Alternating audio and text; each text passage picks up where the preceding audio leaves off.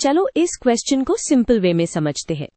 Combustion का मतलब होता है बर्निंग, बट साइंस में इसकी एक क्लियर डेफिनेशन होती है। कंबस्शन एक केमिकल रिएक्शन है जिसमें कोई सब्सटेंस जैसे फ्यूल ऑक्सीजन के साथ रिएक्ट करता है।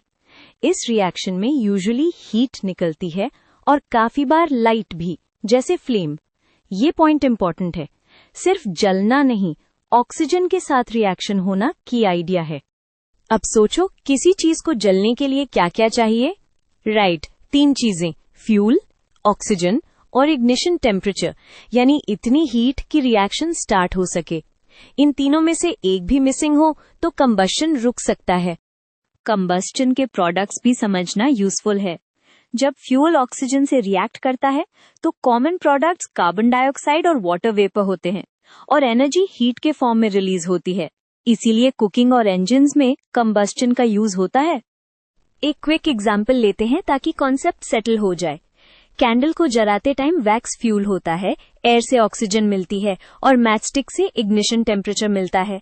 फिर फ्लेम सस्टेन होती है बिकॉज रिएक्शन कंटिन्यूअसली चलती रहती है।